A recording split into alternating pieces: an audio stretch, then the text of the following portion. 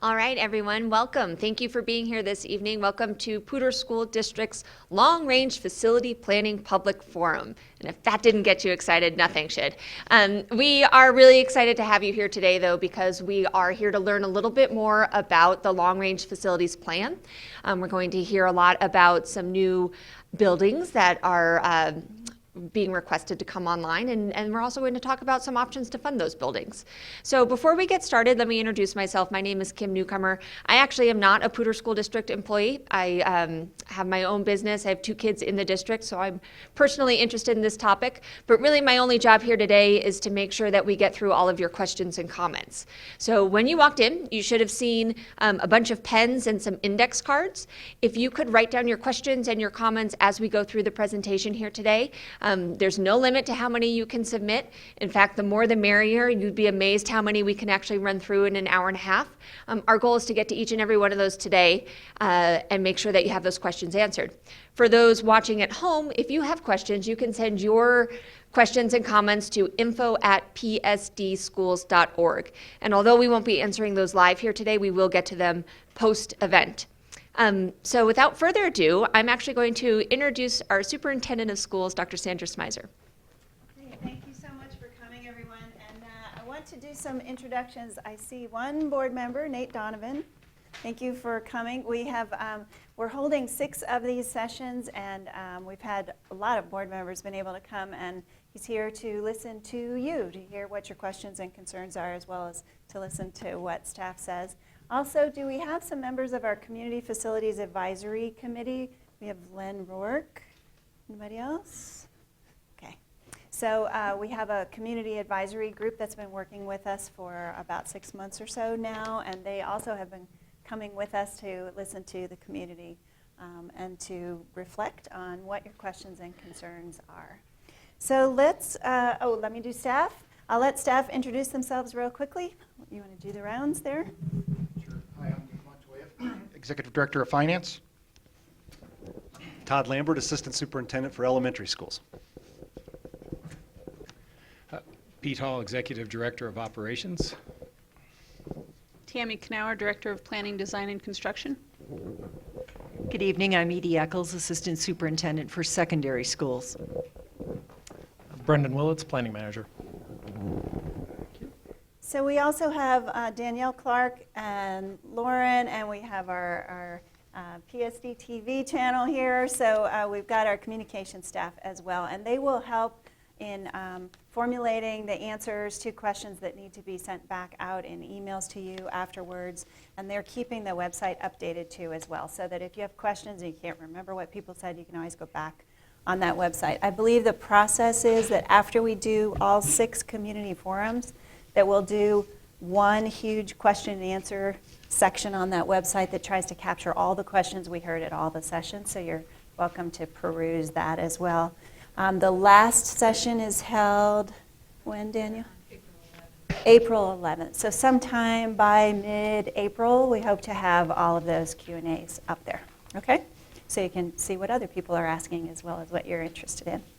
So let's get started. So first, the big idea is that we are growing. And if you live in this region, which I'm assuming you do, you feel it, you know it, there's a lot of growth, and the growth is coming. So we have started about a year ago with our own professional staff of planners, and we hired a demographer. We worked with all of the planning departments of the cities and the county to talk about what growth do we see coming, in what time frame, what type of growth, what types of neighborhoods are going in, with all the professional expertise that they have to determine what do we think are good estimates of what we should expect in growth.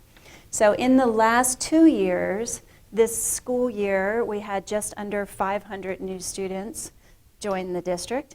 The year before that was also 500. So we're growing at approximately 500 students a year. If you think of that in terms of all in one place, all in one grade range, that is an entire elementary school.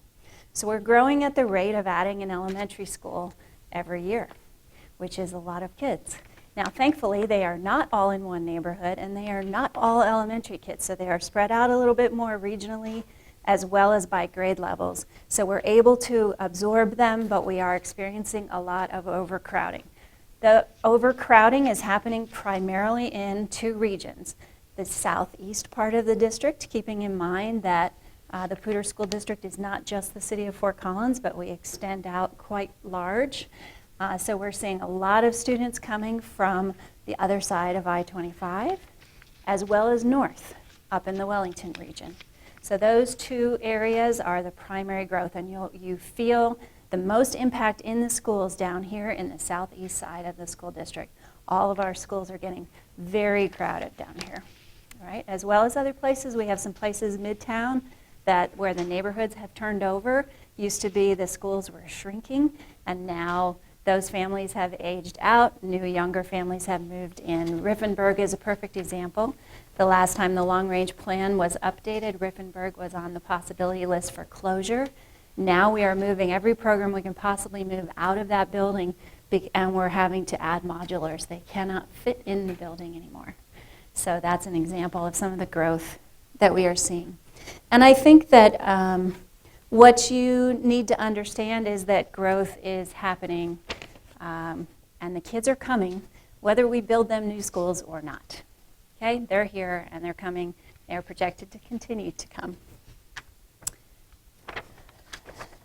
So we are, I and my staff, we have developed over time with the help of a community advisory group, a long-range facilities plan, and this is it. So we have gone through several iterations of this plan. We've involved community at several different places along the way. We've made some changes to it, but at the last board meeting, I actually presented this particular plan to the board as my proposal.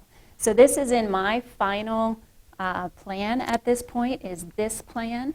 The board has not approved it yet. They are coming around and listening to community concerns about it, if there are any more. And we are expecting them to vote to finalize it and make it their plan towards the end of April. They could wait longer to do that, but that is the date we have set at this point. But they're not bound by that date. So we're looking at the construction of new schools, some transportation facilities, a new French field at a new high school, some ongoing facilities improvements and renovations to all of our other existing schools. So in this plan is some work to be done on every single school in the district with a particular focus on the older ones. And then a small operational mill levy to pay for the staffing to run those new schools as they open. So we are proposing to fund this new construction by a $375 million bond and a small mill override to go with it. And we believe that we have modeled it out that we can issue those bonds and keep your tax rate the same. And we'll explain why we think we can do that. So this would be $375 million of new debt to the school district that would be paid by property tax owners over a long period of time, but your property tax rate would stay the same and would not go up. Hi, Krista. So just to be clear, your taxes are going up. They are going up because your assessed valuation of your property is going up. But we are not the cause of your tax rate going up. We believe we can build these new schools and stay under the tax rate. And I'm going to turn this over to our CFO to explain to you how we're looking at structuring the bond and how we believe that we can do that and not raise your tax rate. Thank you, Dr. Schmeiser. Good evening. So I've got the next two slides, and I'm going to try to explain to you how we're going to accomplish this over time. So this first slide represents, the blue bars that you see on this slide represent our current existing annual debt service payments. So if you think about when we issue bonds, it's very similar to what you do or what we all do if you buy a home. What you do is you go out and you ask an investor to provide you cash to buy the home, and then your agreement to that investor is that you agree to pay not only the amount that you borrowed, but also any interest that, that is agreed with the investor along the way. So very similar to that. And so what these blue bars represent is basically our annual payments of principal and interest on our existing debt. Unlike a home mortgage, we issue debt in pieces at different times. So we have multiple pieces of debt flowing at multiple times. So in here are multiple issues that are kind of accumulated, but you can see the annual payments that the district is responsible for what we've already issued. The dotted line on the top represents a forecast, okay? And so what we're forecasting is, what we're looking at is, again, what Dr. Schmeiser had talked about. If we hold the tax rate, so if we look at our property tax rates, and if you live in Poudre School District, you will see two line items. One is for general fund, which is our operational levy. The other is bond fund, or our debt payment levy. Okay?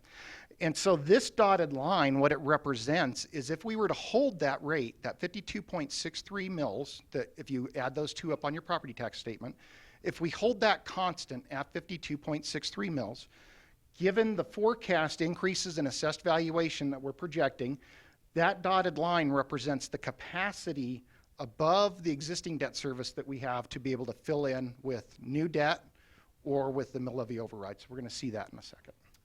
Maybe talk about the one that's dropping off. Yes, and so this is a good time too. So one of the big pieces that's going to help us accomplish this is, and remember I mentioned that we have multiple pieces of debt that make this up. We actually have three pieces that are going to be retiring very soon. Some debt that we issued back in 1992, some debt that I believe we refinanced this from an older issue, but debt we issued in 2004, and we do have some refinanced debt that will be retiring from 2008.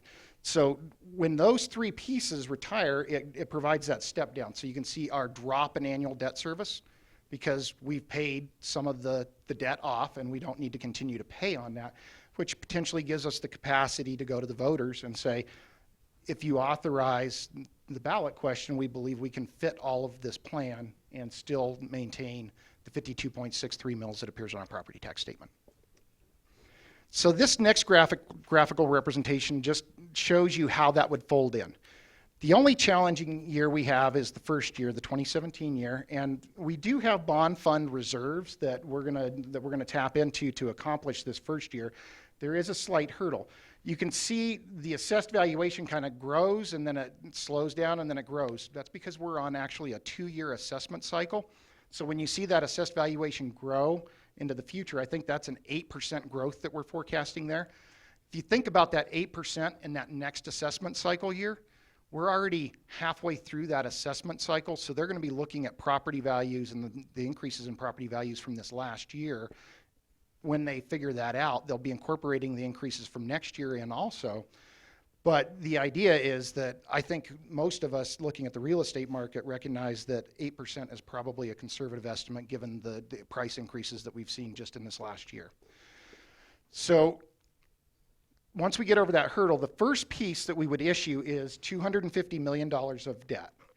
So that would be bond debt, and you can see how that folds in underneath there. We would actually have to wait about 3 years out. It's actually December 2019 is when it would issue and be available that next fiscal year. But you can see that gray bar that comes in a little bit later, that is the second issue. So that's the remaining $125 million that we're potentially asking the voters to approve. And then on the top, you can see the gold bars. That's where we're folding the mill levy override. And a mill levy override, again, how that differs from debt is that it's operational dollars. It's money that we get annually to spend on staff and the things that school districts do. So you can see that we're folding that in, and we believe over the course of 4 years that we're going to be able to scale that up to $8 million in timing with when these buildings open up. Okay. And this is just the same information if you want to talk to that. That's some of the example of how we would fold the mill levy in slowly over so this time. this shows how that mill levy would fold in. I think we addressed that through the slide before, so you could visually you could see how that folds in. And then again, the mill levy override, the operational dollars would primarily be used for operational cost of the buildings.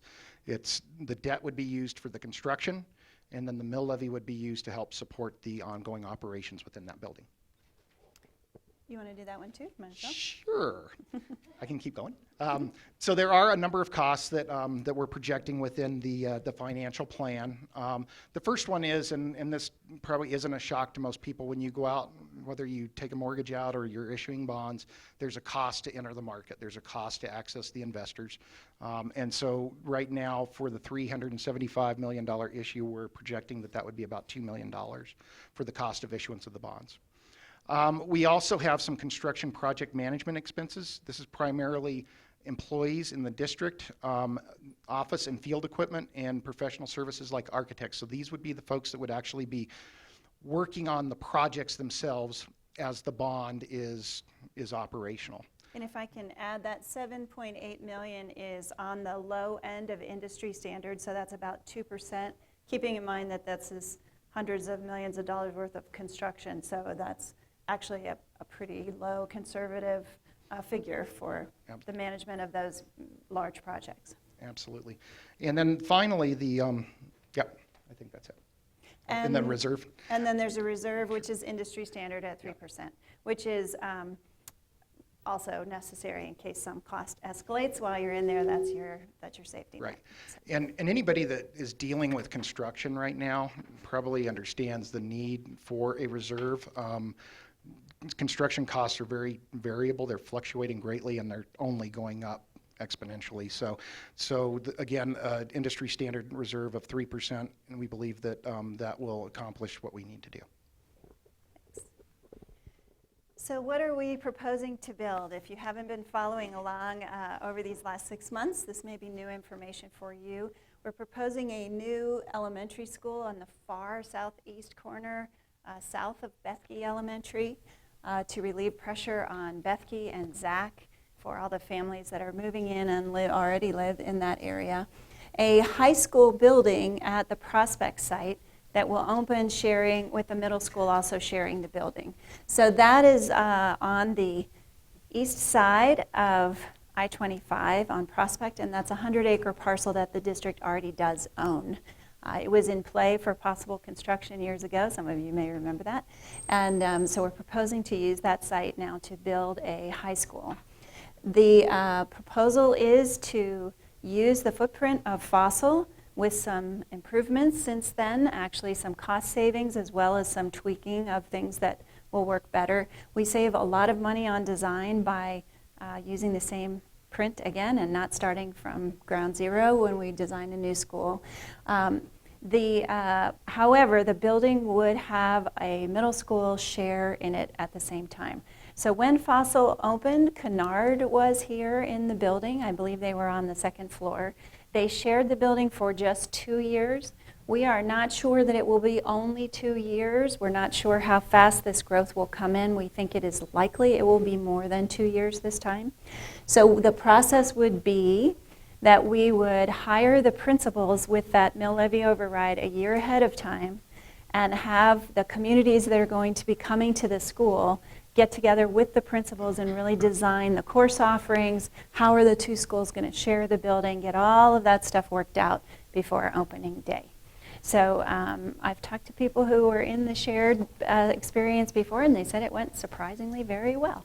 And we have looked at schools that are intentionally designed to be grades 6 through 12 across the state. Some of them are extremely successful, so we're learning from what they're doing. But at this point in time, we're not planning to design it as a 6 through 12 one school, but rather two schools sharing the building, because as the high school population in the building grows and as the middle school group grows, we're going to need to go back out to the voters in the future and ask for more bond money to build a middle school and move the middle school kids out. We're also proposing that that site is the best location for another French field.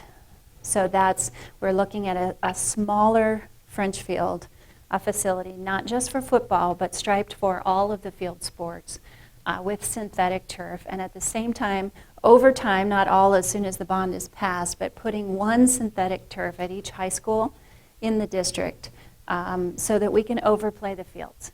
We have so many students that are committed in athletics that we simply don't have enough fields and field time for all of the teams that we have. And we also have parents asking for more teams and more sports. So we're looking to do the same thing up in the Wellington area, but smaller. So it would be Fosso minus a wing. And that situation is fundamentally different because Wellington Middle School already exists, and their building is inadequate and old and too expensive and on a tiny postage stamp of land, so it's not productive to pour more money into that building to try to make it work for the next 20 years. So we would actually take Wellington Middle School as a staff and a school and put them in the new building and add the high school kids from that region, relieving all the pressure on Poudre High School primarily. So that is the plan for that area. Then for Zach Elementary, we believe that that growth in their area is almost done. There's a little bit more, but nowhere near the amount that we're seeing over more in the Bethke area. We believe that by adding a small addition onto that building, we can permanently increase their building and their infrastructure, not just their classrooms, but also restrooms, cafeteria space, to be a school for 600 students. So that's part of the plan. And then transportation, we tried not to add, to include in this issue much central administration functions. We want to focus on new construction and on improving all of our existing schools. But we do have a critical need in transportation that we have added into the plan. We have about 175-ish buses, which is a reasonably large fleet. Many or most of them and all of the new ones that we are buying are the super long buses that you see on the roads. We do not have any maintenance bays where the buses can actually fit inside, and we do not have any lifts in the district that can lift these buses, and we do not have any bays that have wells. So we are servicing a fleet of 175 buses by crawling around underneath them, and we need to stop doing that. So as we grow, we're going to be adding more buses over time, and we simply need a small bay system that will work where just one, and we can bring the buses in from wherever they are to service them all in one spot. We mentioned this, when it comes time to open the new schools, we would begin issuing the mill levy override. We would begin using that money to hire the staff ahead of time. We're also hopeful that we will have enough money, and we'll see, it depends on how fast the growth comes in. The more growth that comes, actually, we have more money from the kids that come because the state pays for every child that we have. But we are concerned that as one school opens, another school may dip in enrollment. Timnath Elementary is one that's very concerned, as is Poudre High School. Those are the two with the biggest concerns. So we want to watch the enrollment. If we had the mill levy, we could also temper the impact on those two schools because they may drop a little bit at first, and then their area growth is projected to fill them right back up again in a short amount of years. So we don't want to have to lay off a bunch of staff and then go back and rehire somebody else 3 years later. So we would like to avoid that if we can. If the growth comes in faster, that option may be off the table. We'll just have to see. I don't want to make that promise. And then at the time the schools are getting ready to open, the year prior when they're being staffed and when the educational programming is being designed, that's when the decisions will be made, the final decisions about grandfathering kids. So what we would like to do and what our hopeful plan is that the oldest students could stay and finish where they are and the younger ones move to the new school. So for example, if you have a fifth grader, we would hope your fifth grader could finish where they are. If you have a third grader, they should move to the new school and finish at the new school. Same thing at middle school. We would hope the eighth graders could finish where they are.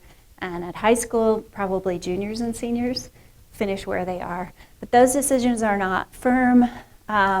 If we have room, that's our preferred option. The only thing that would make that really difficult would be if growth continued at a faster pace than we are projecting, so that there just simply is no more room where they are. We really need to scoop those kids out of a school and move them over. We don't think that's going to happen. We think we can have grandfathering.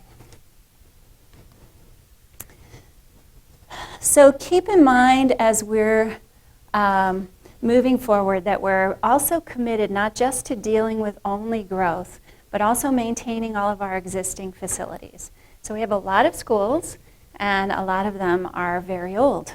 And so over time, particularly with the last bond that was approved by the community, we have done a lot of work on our existing buildings. We're proud of the condition that most of them are in, but there are continuing needs for HVAC structures, for carpeting, for roofs, for all kinds of upgrades that are needed.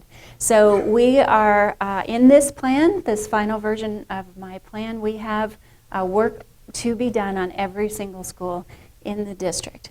We have focused primarily on the ones that were built in the 60s and the 70s, so they are projected to get the most amount of work. And then we have allocated a similar amount of money based on enrollment to each of our 4 charter schools as well. So I think the process that we used was good. It was intense. Our Community Facilities Advisory Committee really worked with us and helped us through that process. But each school advisory committee with the staff got together and prioritized what the occupants wanted, if they could have some things in their building, what's their priority list. The facilities department already had a priority list going for each building. They knew if somebody needed a new roof, the occupants might not even know that. And so we combined those 2 lists together, and the oldest and most needy schools and the highest priority from the facilities point of view are in here, as well as every school got something from their top 10 list as occupants. So everyone slated to get something. I think I said all of that. So that investment would be $40 million. So when you think about the cost of the construction for the new construction, that's the majority of what this money would be spent on, with $40 million being spent on the existing schools. So the Board of Education has 2 decisions coming up. One is whether this is the right plan or not. They're scheduled to, as I mentioned before, to vote on that at the end of April. And then a separate vote as to whether to ask the community to fund this plan. So once the board makes a vote and says we are going to ask for a bond, at that point in time it becomes a campaign. Once they make that vote and that decision, they're going out for a bond.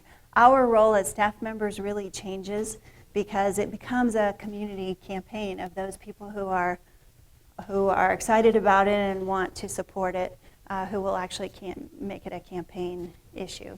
And as staff members, we all personally have the right to have our opinions, whether we like it or not, whether we're going to vote for it or not. But we are paid with taxpayer dollars, and so we have to be very careful that we don't do anything that even looks like or smells like campaigning during our workday.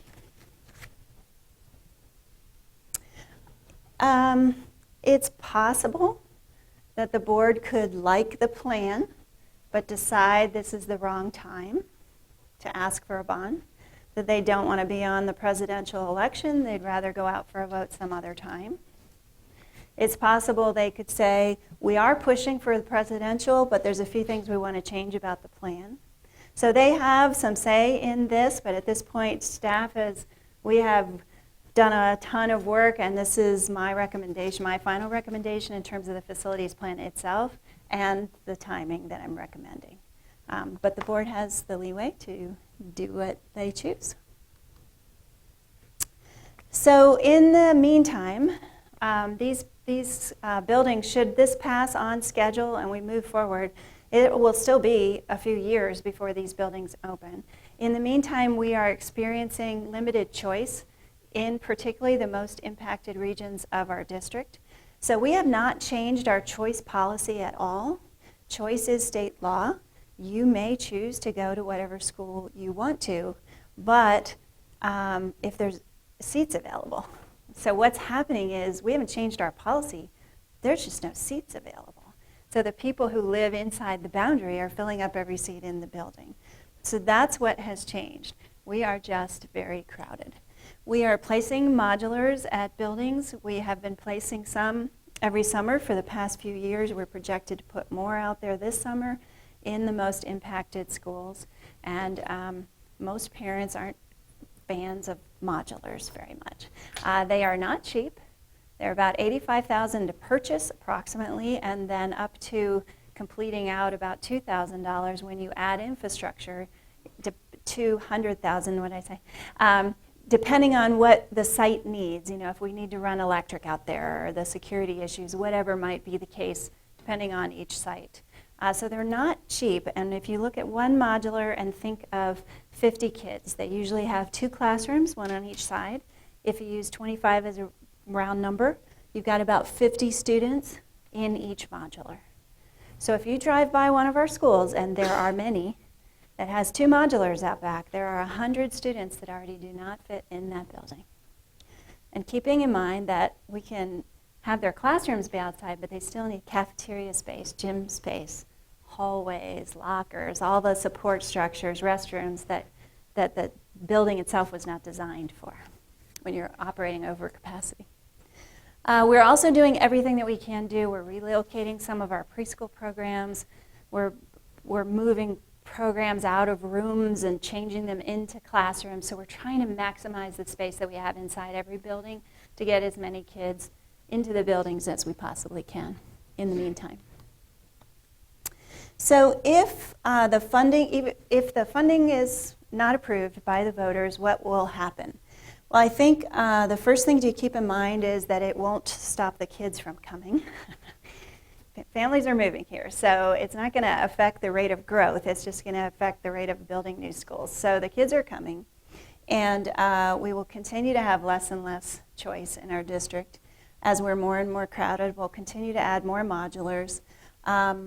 Game times and practice times on our fields that are so overcrowded will continue to be impacted more and more as we get more and more high school kids. And then we are going to have to use our ongoing facilities maintenance money, continue to use, to put modulars out. And so that's draining our ability to take care of our other buildings. And then we may look at some boundary changes if we may have to try to push kids into schools that are further from home that might have a few more seats available, so we may have to look at boundary changes. And then absolute worst case scenario, not right away, but in the foreseeable future, if this growth rate continues, we may have to do something at high school even as drastic as split schedules, where half the kids go in the morning and the other half go in the afternoon. So we hope we don't have to get to that point. So a couple key points. The kids are coming. Second, we think we can do all of this construction, ongoing maintenance, without raising the tax rate. Every school in the district, including the charters, will get something from this bond.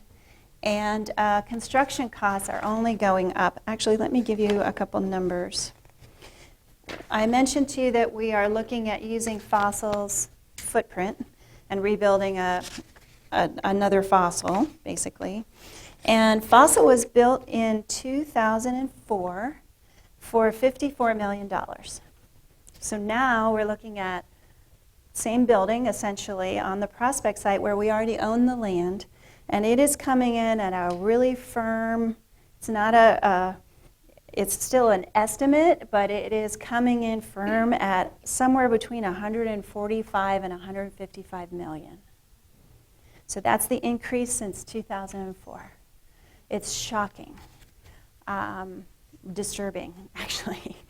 And so that's the kind of numbers that we're looking at that are just eating up our potential to do other projects, because just to build the new schools themselves is hugely expensive. I will tell you that St. Vrain, I believe, is also going for a bond. I think Thompson will be too. All up and down the Front Range, we're seeing this kind of growth. Their numbers are all coming in exactly where ours are. There's not much variability. This is what it costs to build a high school of this size these days. So should the bond fail, we're just pushing it off into the future and increasing the cost of that building when we finally do build it. So sooner is cheaper, I think. So these are just some of the next steps. As I mentioned, the board has 2 votes coming up, and then a bond campaign, community campaign, and the presidential. If it should pass, if this is the plan, and if it should pass, we would be ready to begin construction process immediately. So now we have lots of time for questions. Wonderful. Thank you. Thank you, Dr. Smizer. Again, when you walked in, you should have grabbed or should have seen, and we're welcome to grab, note cards and a pen to scratch down your questions. Again, this really does help us stay a little bit more organized and make sure that we do a good job of reporting back to you what we heard and what we found out. So let's get started, because I do have a couple here in my hand already. We're going to start local this time and go big. We've been Okay. going the other way, so I'm Okay. shaking it up on you today. Okay. But let's talk about the elementary school, the Southeast Elementary School, and the addition to Zach. So will the addition increase, obviously increase enrollment, but will it also reduce parking and playground space at Zach Elementary? Who would like to take that one? Pete or Tammy, either one? They're fighting. We could flip a coin.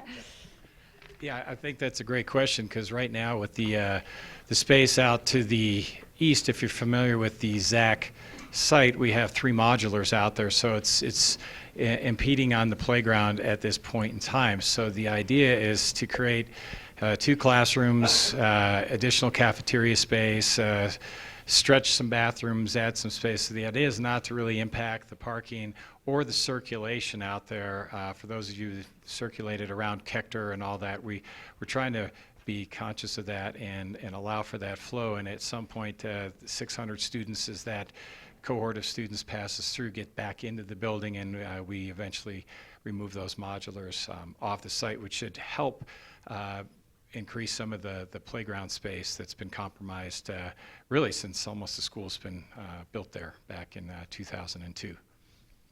A few more Zach questions for you.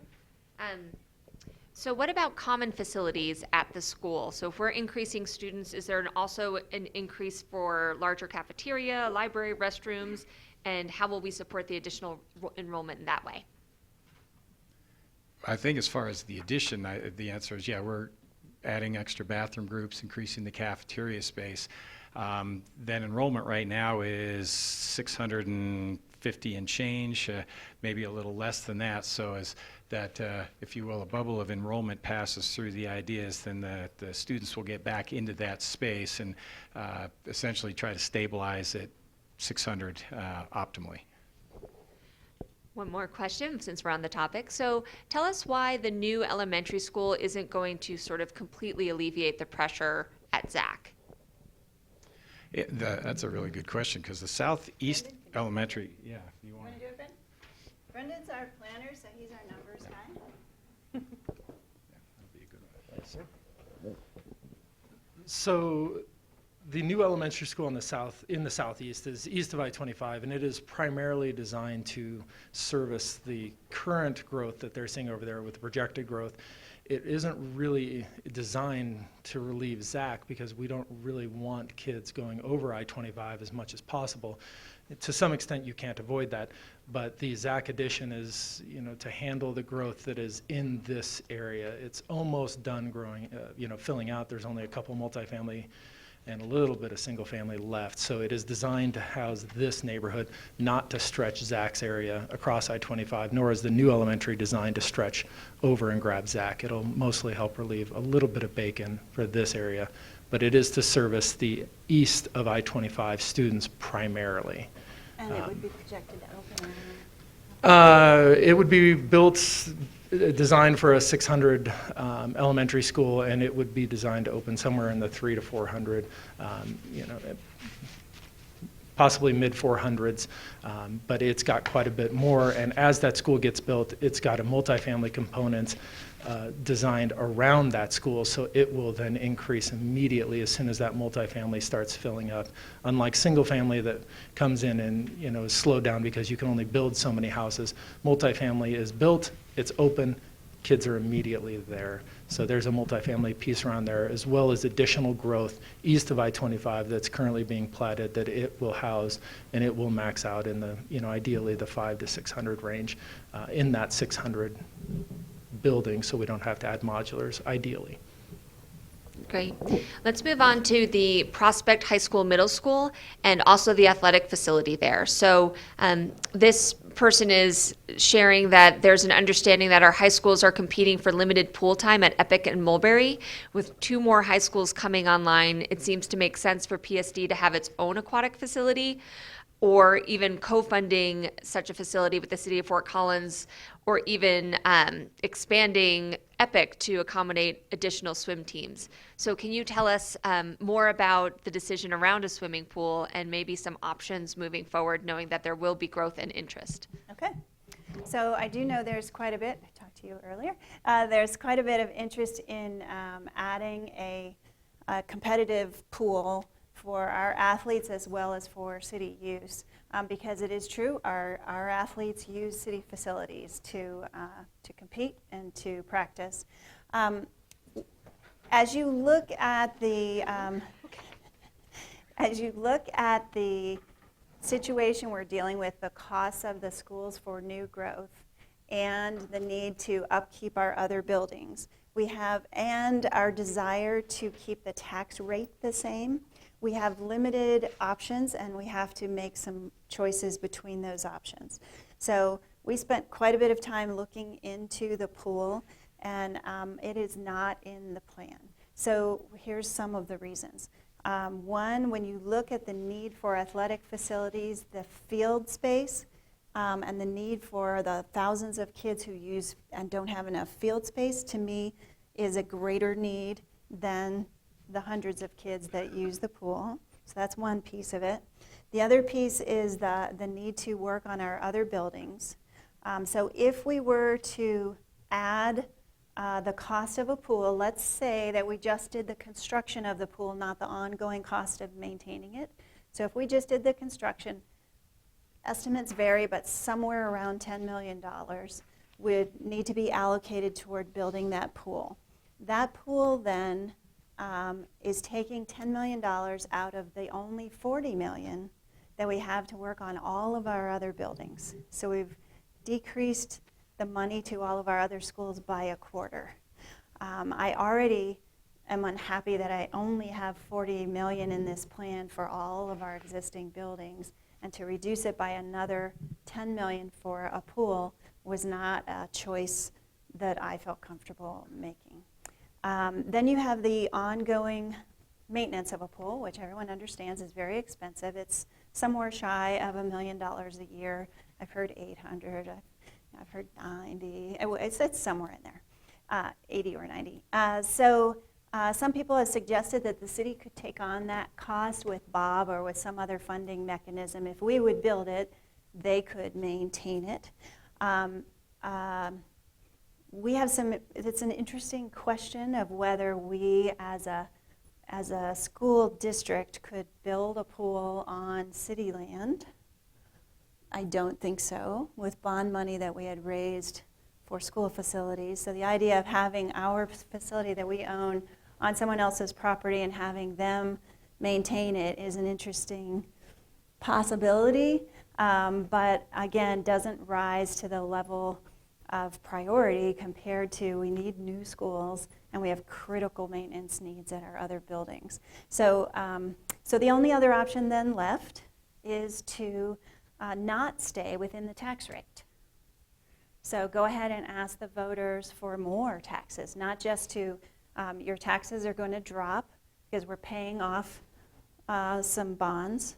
So we will be asking to refill that back to the same level that it was before. So instead of doing that, ask for refilling and some. So then that would change the conversation to be, okay, this time we have no limit of money. We're deciding how much to ask for. So what then would be the priorities for additional revenue? And we honestly have not taken all of the other needs in the district and prioritize them. If we had another $50 million, what would we do with it? So this is one idea of what we could do with it, but there are other critical needs out there, and at this time, we're committed to holding that tax rate steady. So I hope that answers all of the competing interests that are happening and why I landed where I did. Yeah. So too. Yeah, I have a few more pool ones. Is it pool related? Well, it's actually specifically related to, I got an email from a council member. I work with the city on a lot of issues. They forwarded me a document that you sent to council. Is that an official response from PSD and is it board sanctioned? That's my only question. From today? Was it really, really Yeah, recent? it came from today. That is my statement. So the board, I sent one to the board too. Thank you. Okay. So and that is my reasoning for why the pool is not in this plan. Just to be clear, yeah. So I want to dig in a little bit more because it does sound like there's a lot of interest around the pool. I understand there is a petition circulating to get PSD to work with the city of Fort Collins to build a new indoor facility, indoor competitive pool. How does that work? Is that something that you were aware of? And what could be the potential impact of a petition circulating the community? Yes, I am aware of the petition. And petitions work, that's an interesting question. I guess I would answer it to say that it's a way for community members to express themselves, but it doesn't actually, that's what it does. It expresses people's concerns. It doesn't make anybody do anything. Yeah. You know, our board, Christoph is here too. We have another board member here now, and also Rob. So it's, you know, it's an interesting question that they also will have to wrestle with as to whether we even want to approach city council or whether city council wants to approach us. At this time, though, it is not in my plan, and I think I've explained all the reasons why. Great. This is a comment that I want to share because this person did indeed take the time to write it out. So it begins with, I understand your decision regarding the pool is final, but I'd like to highlight a few comments to address concerns. New school and building updates are top priority. The cost estimate for an 8-lane pool from Fort Collins, the city of Fort Collins, is about $8.5 million, even less for 6 lanes. Above ground pools are even cheaper, much less than the $10 to $12 million estimated by PSD, and a partnership with the city could potentially make that more affordable. The third point, or maybe I'm on fourth, but there are over 1,000 in-region signatures to support the pool, and not sure if the demand for another French field concept is high, but I've seen a strong desire to hold field events at the schools. Could something be worked out to update existing on-school fields to support hosting games, etc., at the schools and reduce the funding need for the field sports to allocate to swim sports? So essentially the question at the end of that. The last one was a question. Yeah, let me take that question. That's actually an interesting question, and there are districts around that build on each comprehensive high school a full stadium with restrooms and concession stand and that type of thing. That has not been our tradition in this district. We have tried to be more conservative fiscally by having one regional shared competitive field. And so what we did in this plan was take that same idea and just say, but one field isn't enough, so let's make a second one in a different region of the district so that regionally we have 2 fields to play. So the idea of building that at each school also just really increases the cost. It doesn't save money, it adds money to the plan. So let's shift over to conversations around the field as well. The suggestion would, from this person, is to hold off on the athletic field funding of the bond issue until more of that partnership conversation could take place. Then on the other side of the coin, and this is why these forums are great, right? This person says, I'm not interested in voting for a bond that includes a new stadium until we address maybe some safety concerns or until we can prove that our football players are protected from both concussive and subconcussive head injuries according to the latest scientifically proven research. So saying we trust CHSAA, which is CHASA, We call it CHASA. is not enough, but it would be helpful to actually look into the safety of those athletic facilities and the sports that we play there. How do we manage safety? How do we actually take a look and determine if we're keeping our student athletes safe? Well, we follow CHASA rules, and I understand this person doesn't agree with those recommendations, but we work aggressively to have the right kind of helmets. Let me say, though, that this is not just a football field. This is soccer, men's and women's soccer. This is lacrosse.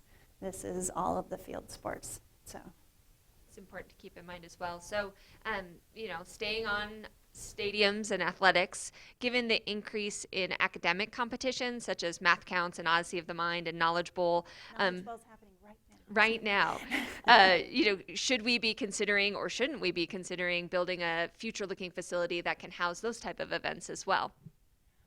Actually, it would, having my office right next to the tiny board room where those type of events are held, I really do understand that we need more rooms about this size, and having another high school that has another facility like this also just makes that easier. I think as we grow, we'll have to look at auxiliary type things that perhaps we could add into the buildings so that they become more useful to the community as well as to our high schoolers.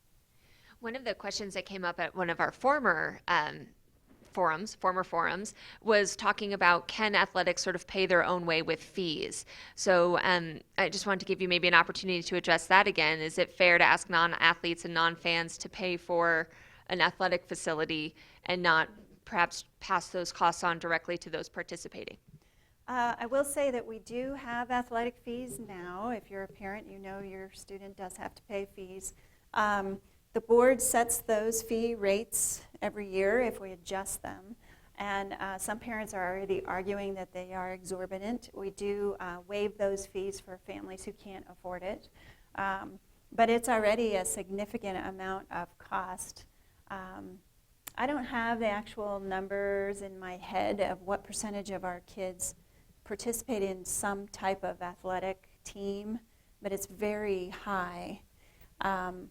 You could make the same argument that a performing arts facility only serves the kids that are in theater and orchestra, right? And that the high-tech CAD design laboratory is only for the kids that want to work in that field. So I think as you get to high school and the kids diversify in their interests and their talents, you end up trying to balance out the facilities that all of them need. Yeah. Again, for those watching at home, if you have questions, you can send those into info@psdschools.org, and we are recording all of these questions, not only the ones that we're getting via email, but the ones we are getting right here, and we will be posting the answers to those at the end of our public engagement process. So we have about a half hour, so I'm going to try my best to speed us up a little bit. Moving on from the Prospect side over to Wellington, are there any other buildings in the district targeted for replacement like the Wellington Middle School? Any other buildings that it's not worth remodeling? No, not at this time, although I will say that Timnath Elementary is on our radar. I don't know if it's about the same time frame, maybe it's even older, but I do know that in some time as we grow and as the whole Timnath region grows, we're going to have to make another plan for Timnath Elementary too. It's very old, and it's adorable. It is. It is. It is very charming. New schools are great, but we are growing apart greatly in the qualities of our facilities. So in the older areas, sometimes they're just not as conducive to learning, maybe as the newer ones. So will the equality of facilities be addressed besides the sports field? And does that include things like classrooms and cafeteria space and those type of things? Yes, and that's what our ongoing facilities list that we have. We have $500 million worth of improvements to our existing buildings already on our list.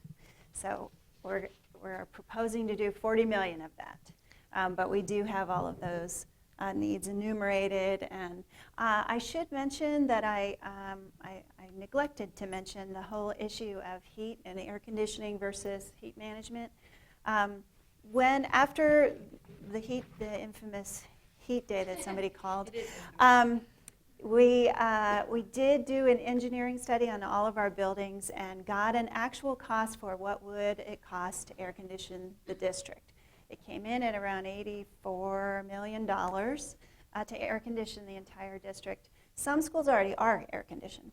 Not all of those projects are even doable. Some of them, we only have a 10-week window to do major construction in the summer.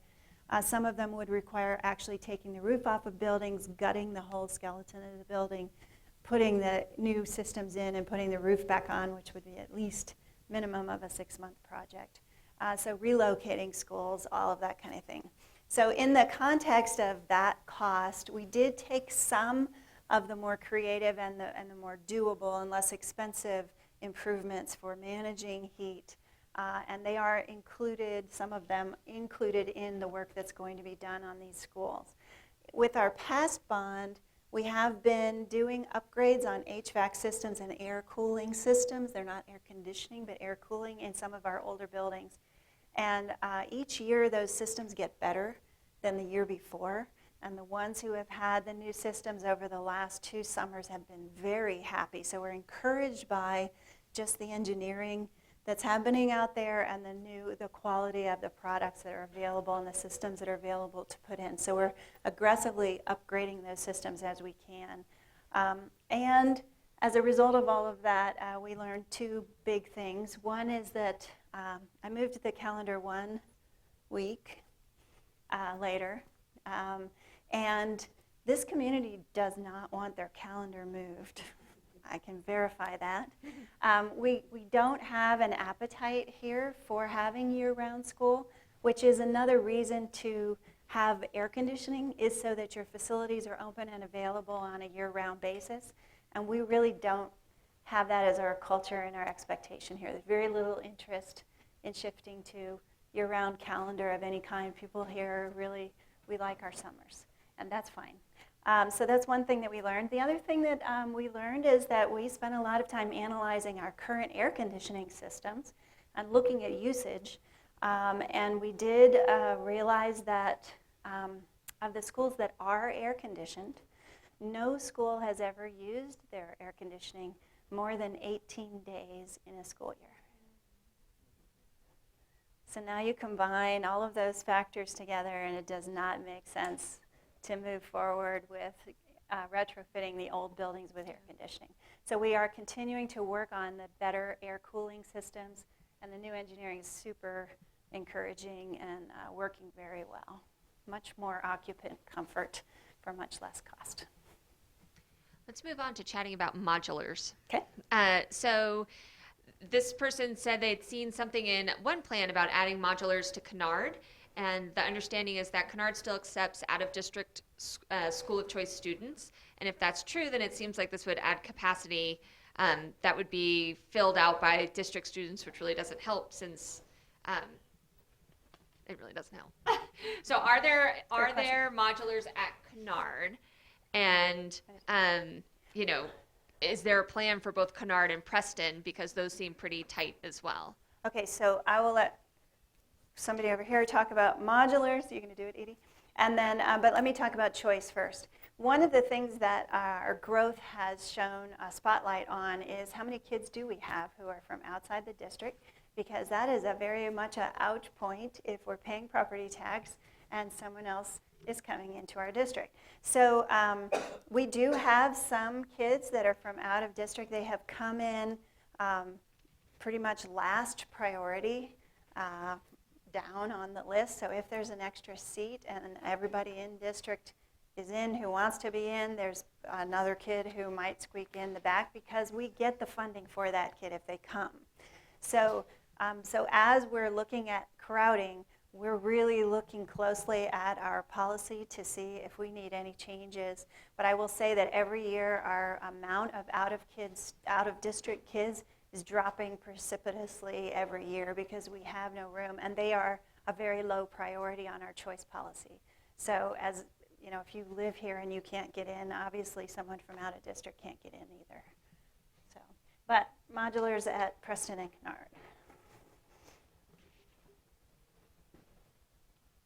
Good question. As we started to take a look, as Dr. Smizer said, at where we're placing modulars for the 16-17 school year, and then looking out ahead, it got challenging. Originally, our long-range planning group had a pretty good feeling that perhaps to balance some of that temporary growth, trying to split some of that between Preston and Kennard was advantageous, but for reasons just stated, we felt like we would look to reassess that, and at this point, we'll be placing, if we're just talking about Preston and Kennard, a modular at Preston for the start of the 16-17 school year, and possibly one at the start of the 17-18 school year. We're just going to take a look at the population and the enrollment trends. If we don't need to, we won't, but it's hard to say at this point. We'll be adding 2 modulars at Riffenburg and 1 in the Wellington area, but at this point we've decided in any modulars to be potentially placed at the 17-18 school year. We'll need some reassessment. We'll take a look at enrollment data and just take a wait and see attitude.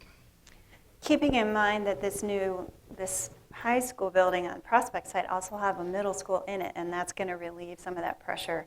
That'll scoop all the kids from the other side of the highway over to that school instead of to Preston. When we're looking at modulars, and it's interesting to hear, it would be interesting to hear the feedback that you get when students are moved into those facilities, because one of these questions is, have we thought way out of the box and looked at, instead of building new facilities, building really funky, cool modular farms and saving a whole bunch of money, and then we have the ability to scale up and scale down as needed. It's kind of like the tiny home movement, if you will, but it makes a lot of sense to be able to be that flexible and to save that money. It's significant savings. Yeah, interesting concept, but I think, as Dr. Smizer indicated earlier, one of the challenges with modulars, again, they're meant to accommodate a temporary growth. Some of them have been in place for a lot longer than what we'd assumed to be temporary, but infrastructure within the buildings gets, within and without, gets stressed as a result of cafeteria space, bathroom space, hallway space, parking, flow around the building. It's a challenge. For example, Poudre High School's capacity is around 1656 or whatever. Right now we're pushing around 1900 because we have 9 modular classrooms outside of the building, and that's really stresses the capacity inside of that building in their cafeteria and other congregation and gym space. So that it's interesting concept, and as also Dr. Smizer mentioned, the modulars are getting more expensive not only to purchase but also to place on the site. And what's the lifespan of a modular? Yeah, some may argue it seems like forever in some of these sites, but we have some older units, but typically around a 20-year life cycle if you can get that out of there, and then we'd want to change them out or remove them from the site. Great. Well, let's talk growth in general. We're getting bigger and bigger here. So can someone explain the methodology, it's getting late, used to project the enrollment growth, and how are these growth numbers tied to the cities and the state forecasts, and do they all line up?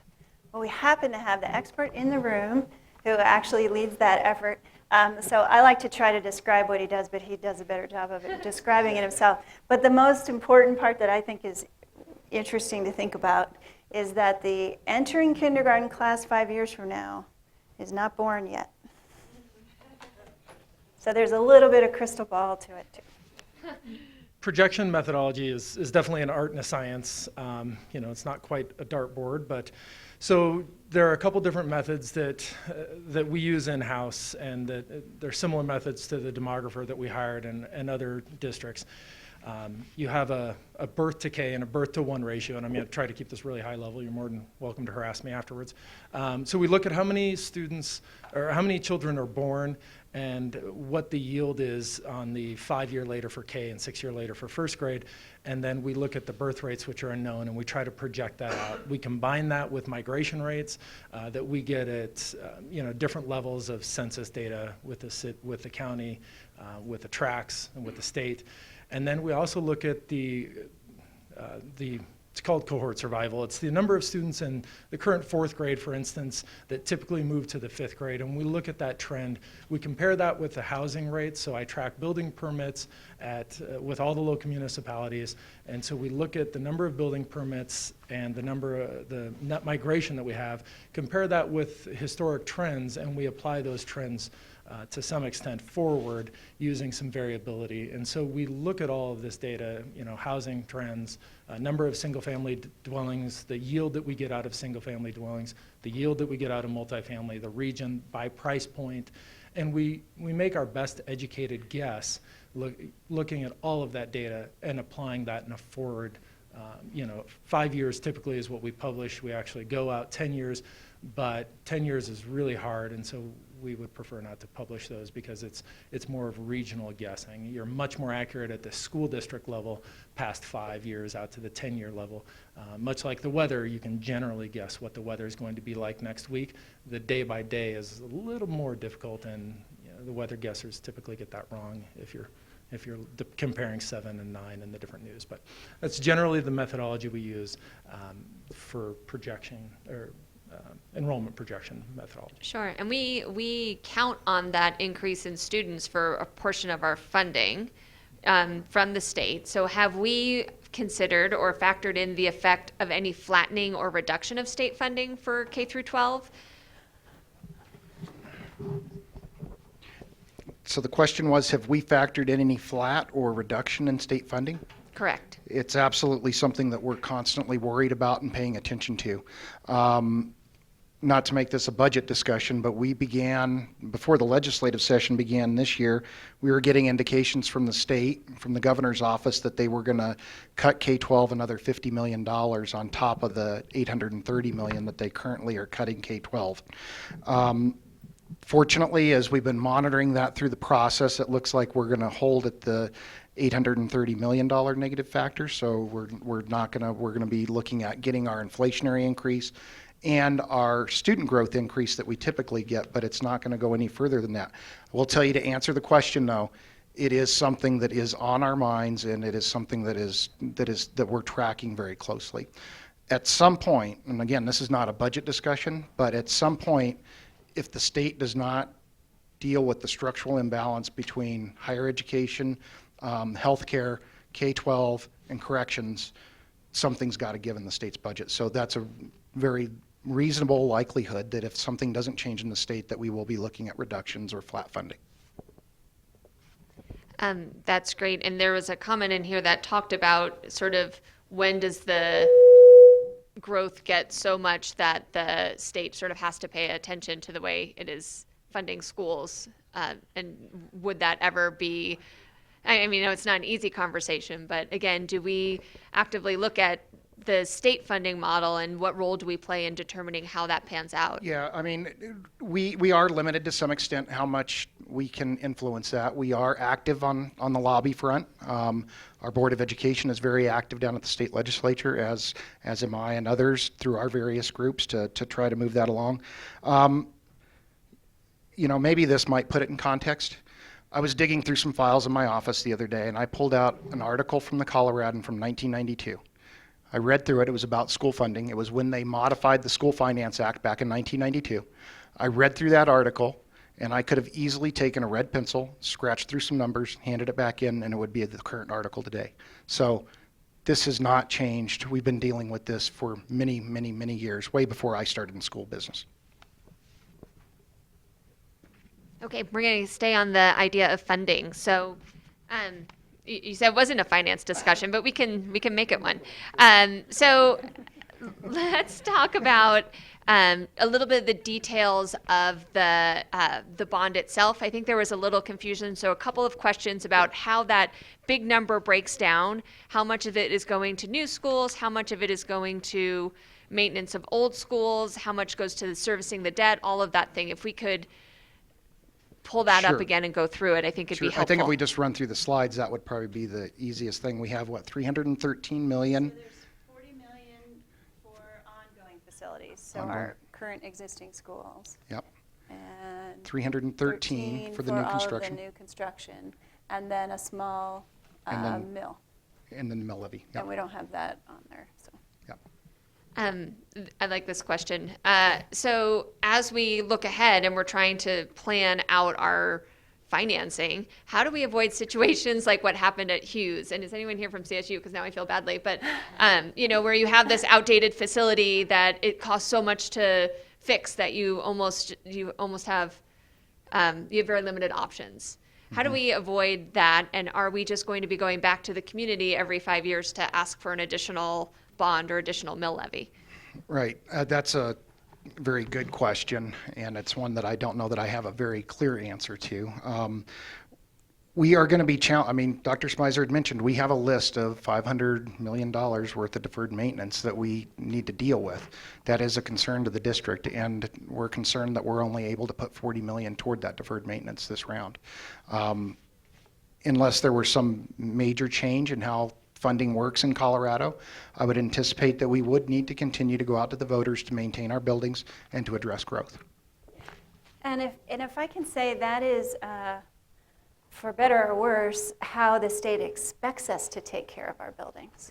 So at the most, a district would put aside 2.5-ish% of their budget toward ongoing facilities maintenance, and that doesn't cover putting new roofs on. Any large construction projects that are maintenance oriented are typically funded through local initiatives.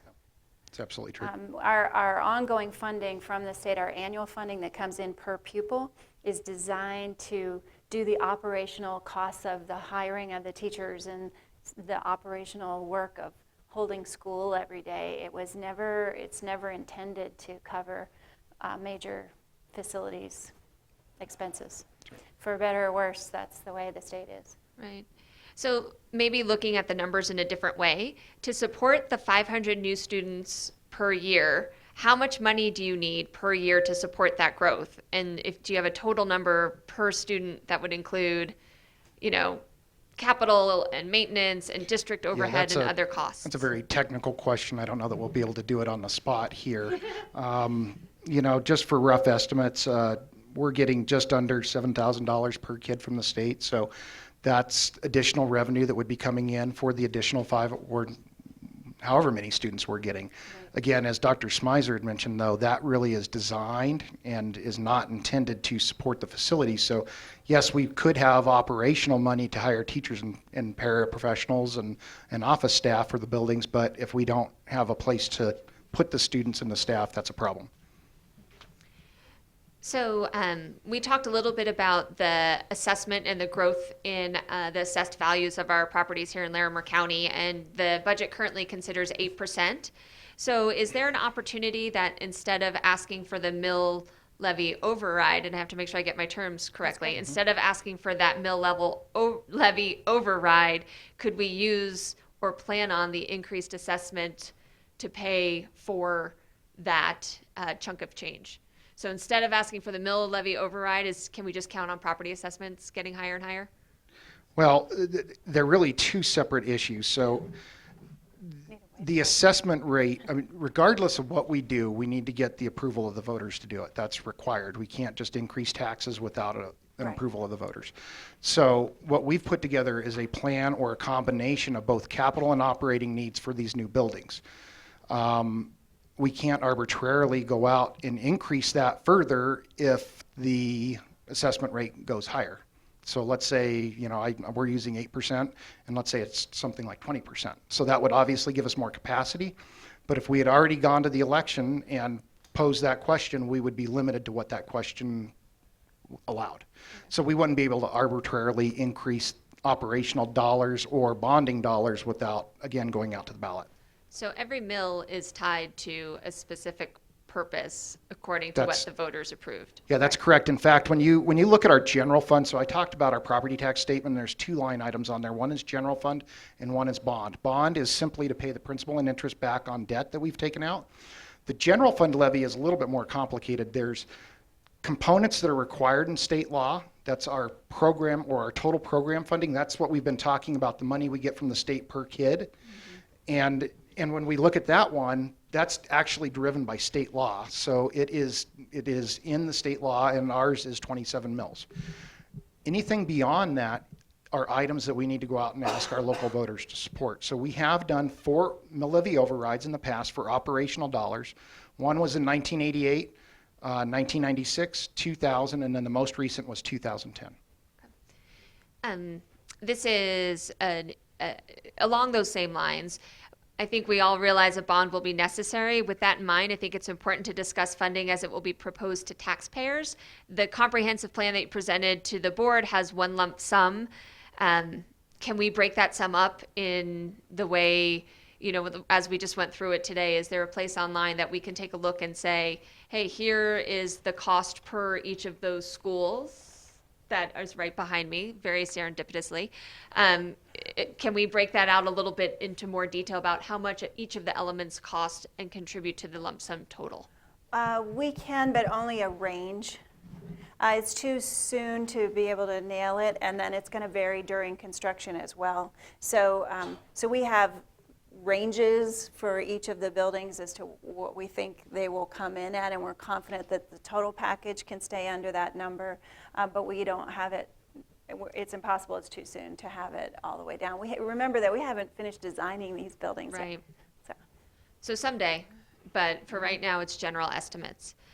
This question is, have we forecasted the potential of interest earnings on the bond process, and would that be sufficient to cover another facility remodel or upgrades?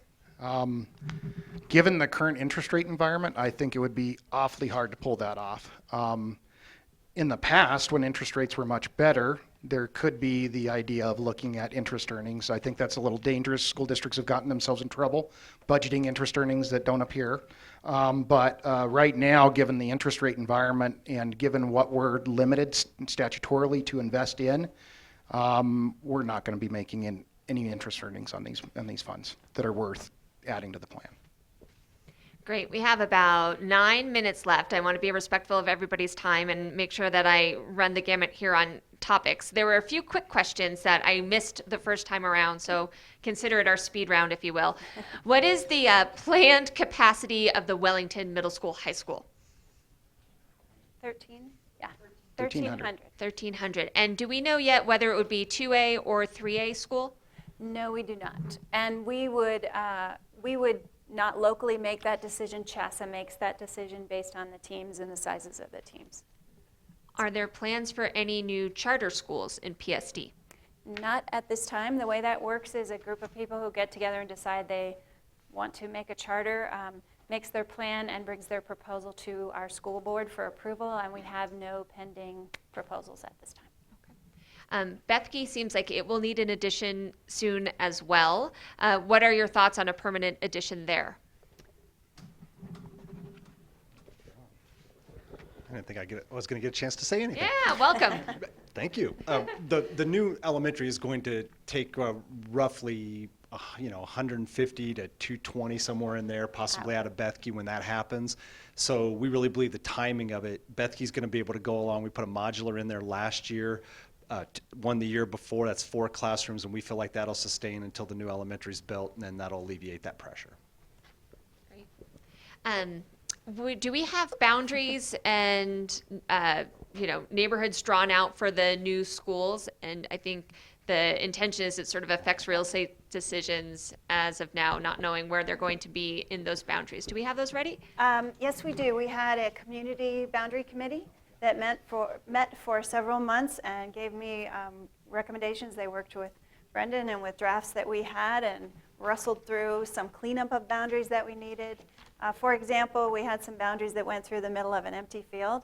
Now there's a neighborhood there, so the boundaries don't even follow the roads anymore. So they cleaned up that type of thing for us, and then proposed boundaries, which I have accepted to each of the new schools. So the best way, we thought about bringing maps today and we decided not to. So the best way is to go onto the facilities planning website, because you can see the maps and really spend some time and find your house and find out the detail that you're looking for. The easiest way is just to look at the map yourself, I think. And that's a great opportunity to remind everybody, if you do go to the psdschools.org website, just right there on the right-hand side, there's a link to the Long Range Facilities Planning Project, and that has a bunch of documents, including links to the boundaries maps and otherwise. And for you folks at home as well, you can go check that out right now.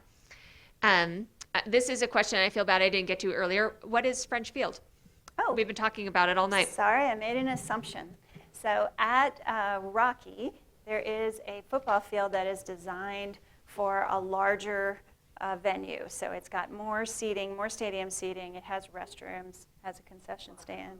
It has locker rooms. So it's designed for 2 teams to come in and do a competition. It's lit for night games, that type of thing. It's got the press box, all those types of things.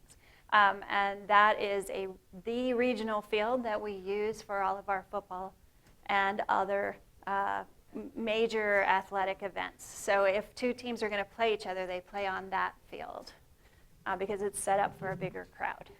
So, so Rocky always gets to play at home, but everybody else has to go. Yeah, lucky Rocky. So what would the timing be for the construction projects? Would they all be simultaneously or happening at the same time, or are they staged? And what does opening dates look like for some of these new facilities? Our current conceptual plan is the ZAC addition would be first out of the gates, and it is scheduled to open in the fall of 17. The new elementary would follow, opening in the fall of 18. The two middle school, high school combos in Wellington and on the Prospect site will open in 2020.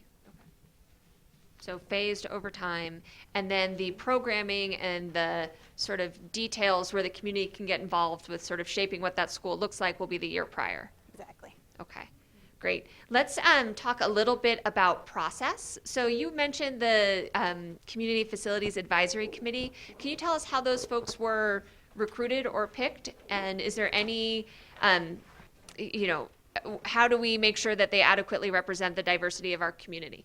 Okay. We have a bunch of them here, including the chair. Yvonne, would you like to answer that question? Nothing like, and- nothing like you're putting you on there the too, spot, Gary. right? Either one. We have the co-chairs here. I didn't see you, Gary. Oh. Anybody want to do that? Come on down. Why not? Not only did we put you on the spot, but we put you on the spot during speed round, which is not very kind. Oh, you get your own microphone. Thank you. Is there a place we have to stand?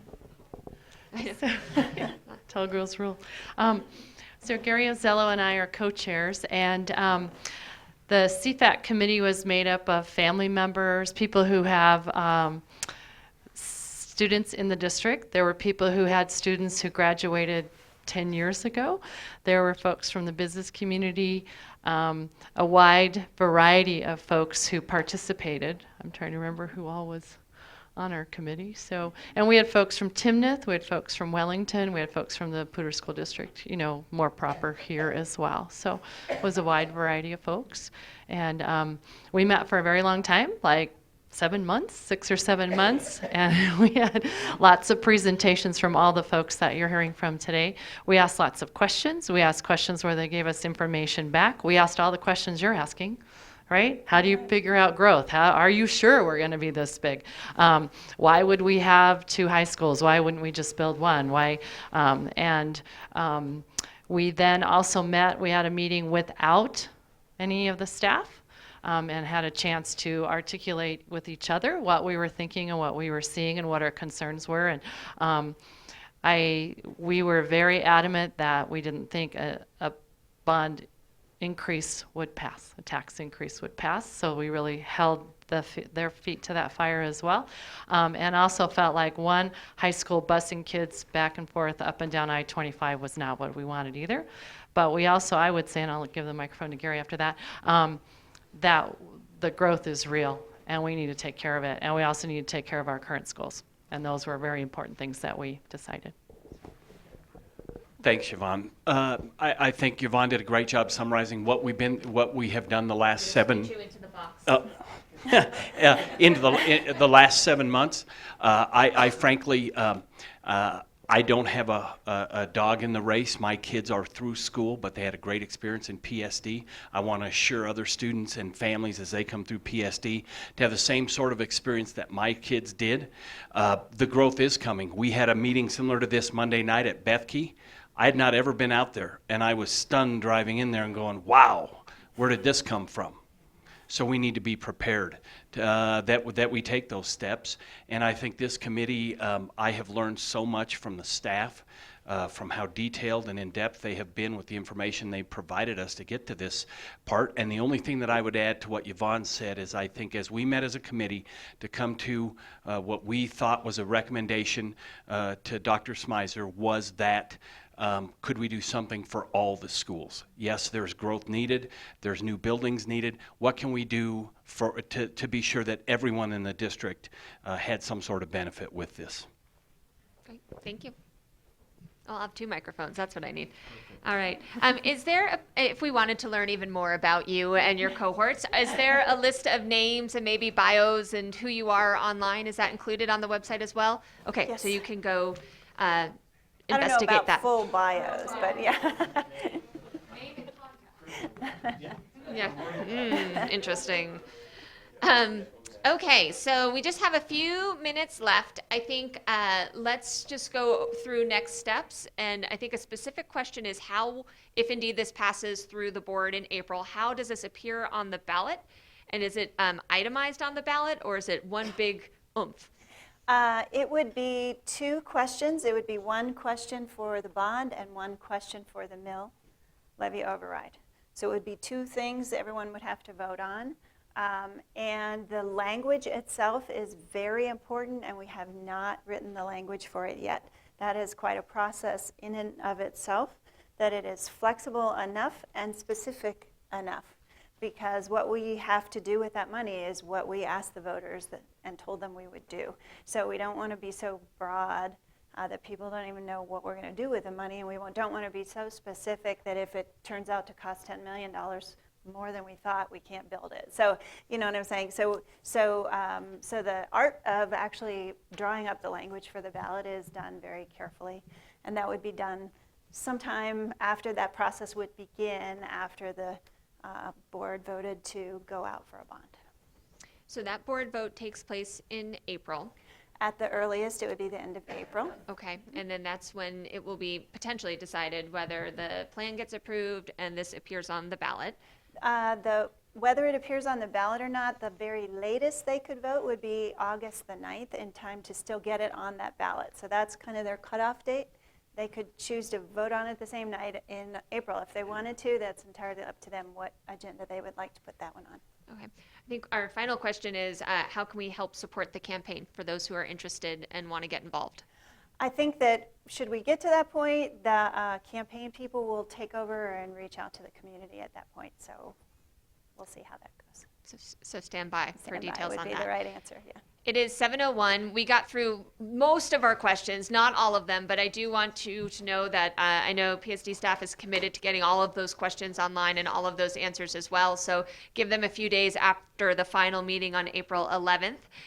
But before I let you go, any closing statements, Dr. Smizer? Just thanks for being interested and coming out in such interesting and yucky weather to listen. We know that you care deeply about lots of things, or else you would not be here. So we just really appreciate you giving us the opportunity to talk and also to listen to you. And if you get home and you think of something you wish you would have asked, you can always send it to me or to PSD Info or straight to board members, whatever you prefer. Wonderful. So with that, we'll let you go home. Thank you all very much for being here tonight.